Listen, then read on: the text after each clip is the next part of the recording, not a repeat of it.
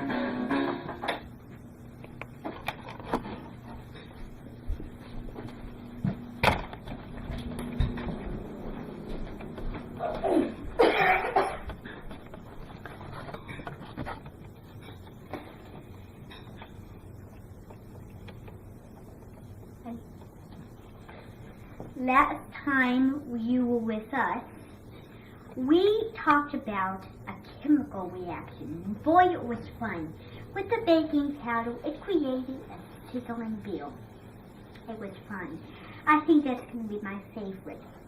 But today we're talking about the body. Well, we're talking about the food you eat and what's called digestion.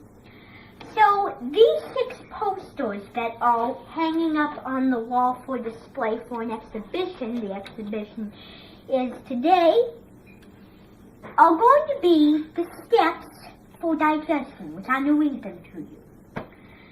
So we're going to start by reading the posters. Chewing. Digestion begins as soon as you put food in your mouth. Your teeth and saliva break down the food as you chew.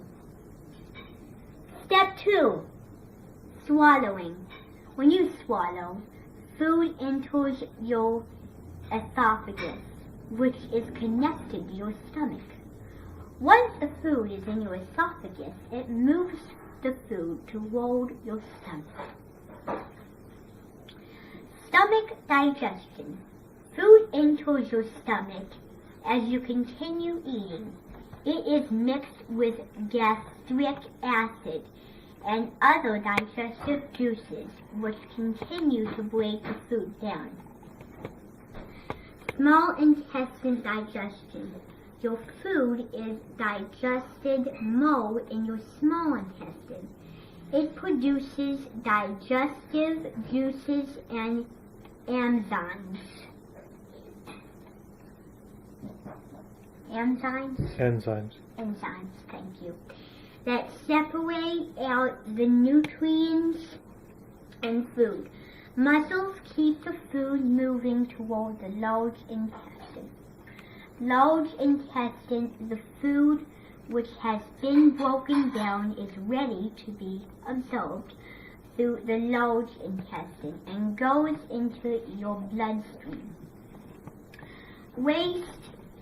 Waste elimination. Waste protects from digestion that are not absorbed move through the colon. Waste protects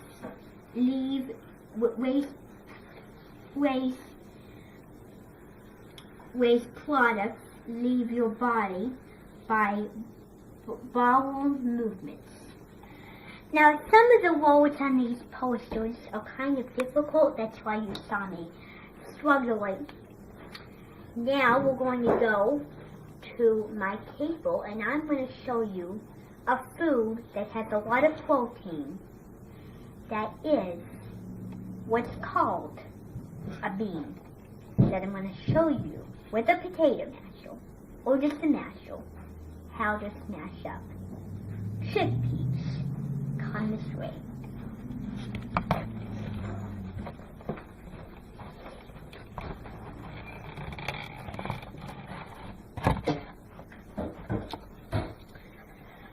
I know we just did the posters. I read the posters to you about the 6 steps of digestion.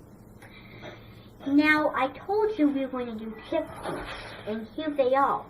This is a lovely platter of chickpeas, and you see how good they are looking. And they're going to taste even better, and they smell, ooh, they smell good.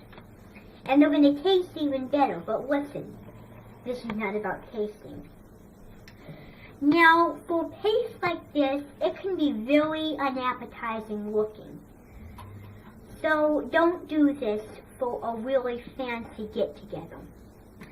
Now, for the teeth, for the chompers in your mouth, we're using a regular potato masher, or just a masher, plain old masher. You can buy these in the tool section. You can buy them on the KitchenAid website, or you can buy them on a Kitchen Tool website, or online. So they come in all different sizes and shapes, and this is the one I had the most access to. So what's going to happen is it would be very silly if you did this in your mouth. So what's going to happen is the chickpeas got in your mouth. So let's pretend the chickpeas got in your mouth. Now we're going to mash them up. So mash them until you get a paste. Now it's going to take a long time, so try to mash them very well. And sometimes you're not going to get a paste.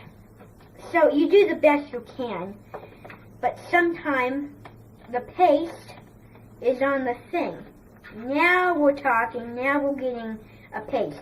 So what you do is you're chopping up the beans.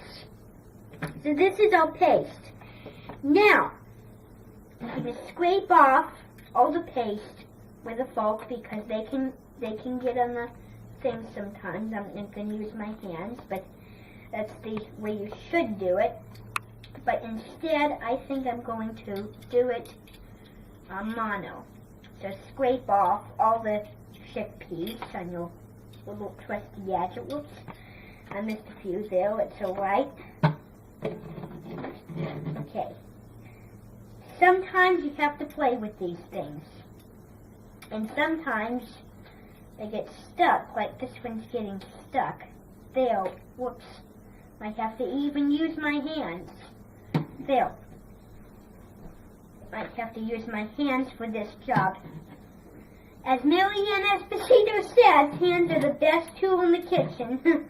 Okay, so take all the scrapings of potato, and that's how you get a paste.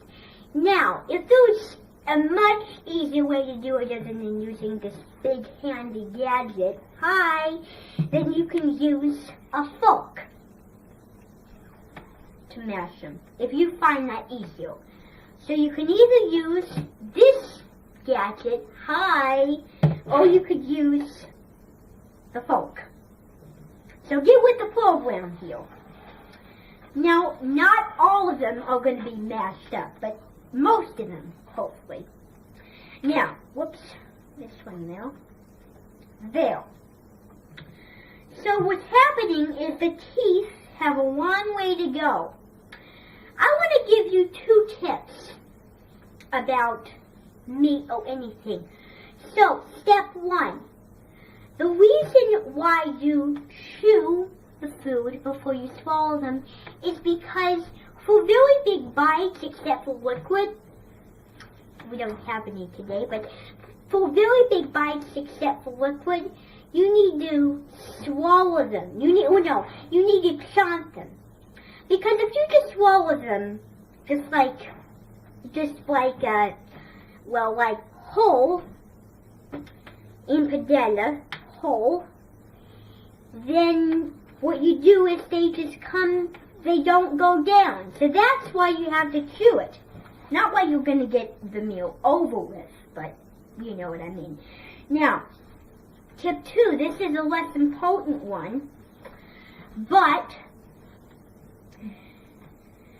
when you're cutting meats, maybe babies are picky eaters.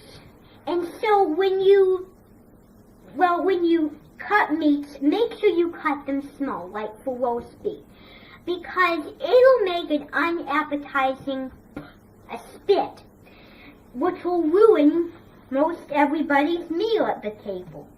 But for people that are not there, they do not hear it or see it. So it's more unappetizing to see than to hear. Who agrees? Now, we're going to mash them up. Ooh, look at that. That looks good. Now, this is your mashed beans. If you're making like a bean burrito, this would be really good. Really good indeed. So that is our episode today about digestion. I hope you enjoyed the first 3 episodes of the Science Experiment Show. This episode, fortunately, is on YouTube. And to learn more information, if you want, you can go to the website, which it also is available. And until I see you next time, this is Everett Cody. Wound.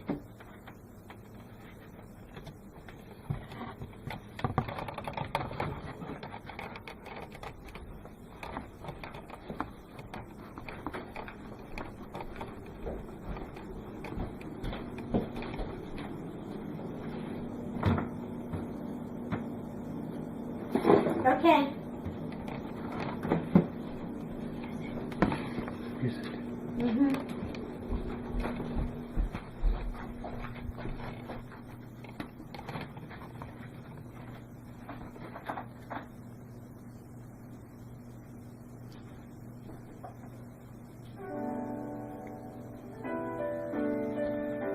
Funding for this program was provided by the local science. Major funding was provided by the Science Kitchen, famous using Science Museum, in a very formal fashion.